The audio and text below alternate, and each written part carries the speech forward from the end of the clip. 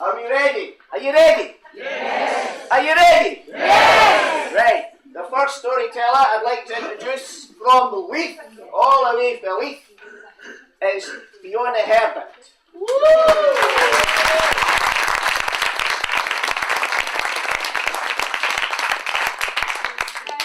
Not only am I a storyteller, I'm also a historian, an expert in the history of the Royal Mile. I started my expert career on the tour buses. You've no doubt seen them going around Edinburgh. The buses with no roofs. A bus without a roof in Scotland is an optimistic vehicle. Now, I shared in this optimism. I went through rigorous training, facts, filled myself with knowledge, learned all the rules, and finally passed. And I was awarded, I was awarded this.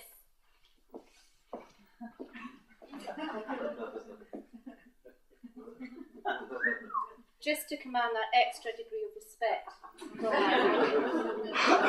So, filled with a glorious mixture of stories, I was very excited. I faced my first real busload of proper people. But I think we must have been given kinder drivers when we were training. I had a new driver now. And I got on the bus and very friendly, I introduced myself. Hello, I'm Fiona, and you are?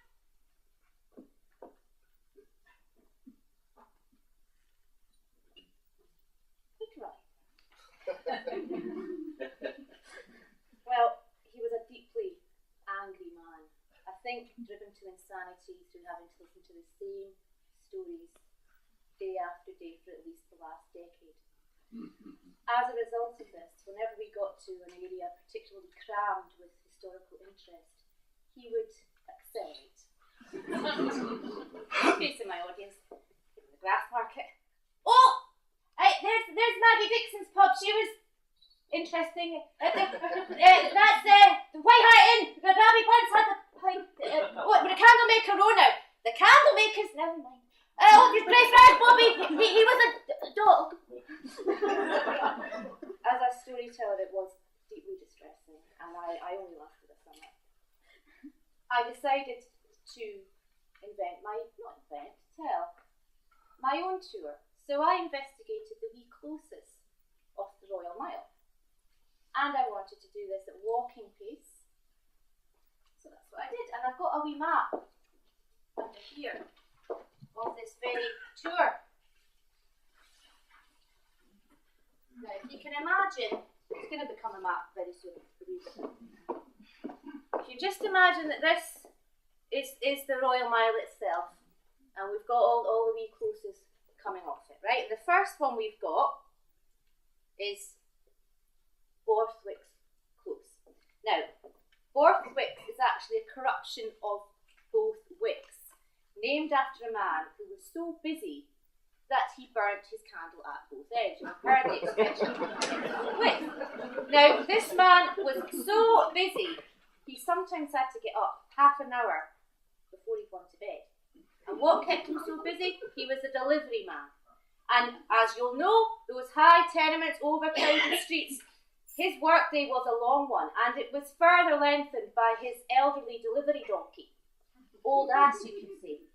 Now, he didn't so much walk as amble along. And he was called Ambley after his amble. This got corrupted to Embley, and the close was named after him. So we have Old Assembly. Now you might think it's strange. That they named a close after a donkey, but I'll remind you, us Scots love our animals. We named a church after a dog. Greyfriars Kirk being named after that loving royal terrier of Greyfriars Bobby. Now, Mr. Borthwick's and Old Assembly, they lived in a time when fear of witchcraft and wizardry was at its most hysteric, the time of King James VI.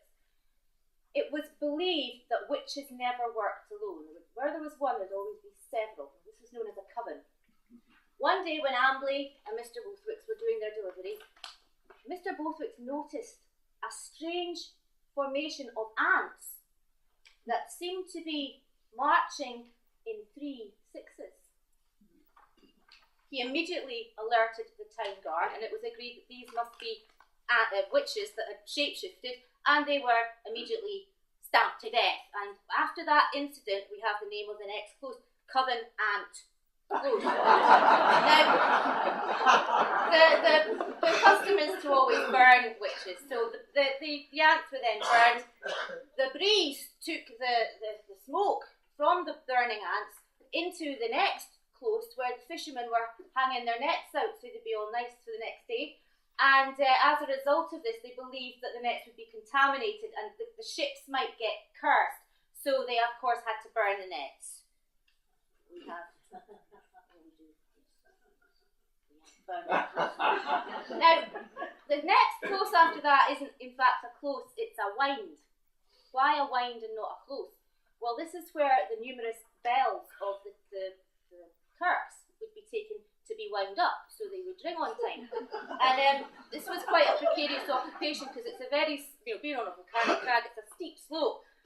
Well, one day, a rather large bell was being rolled along to the winding place when it slipped out of the grasp of the 2 men who were rolling it. Mr. Bothwicks and Amberley were coming up the other way. And, Mr. Bothwicks was agile enough to jump out of the way, but sadly, old ass Amberley was not, and he was crushed to death beneath the bell.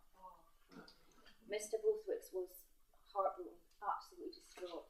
He, of course, had to carry on with his business. He had to get another donkey. He named it after the old one. He named it Amberley. He couldn't bear to have it stabled in the same place as his old donkey had been stabled, so he stabled it in the next close along. So then we have after that incident with Bell's Wine, we have New Assembly.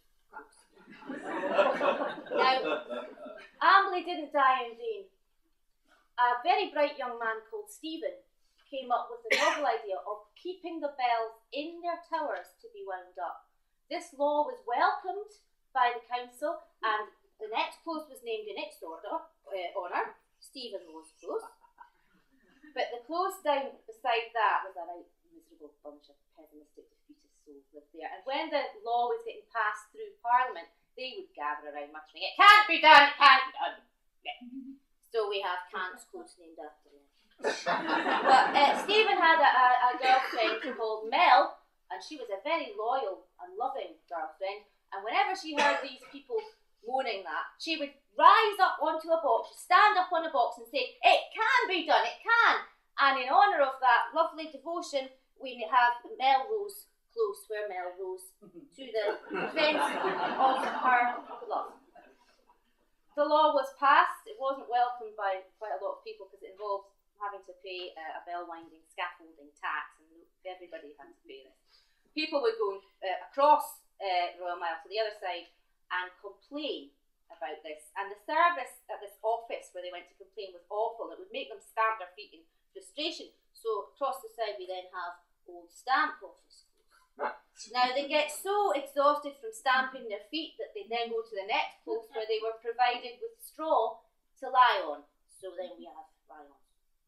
Now, the street beside that, I'm going to take you forward now about 200 years to the 1800s when the car was first invented, and it was actually invented in the Royal Mile.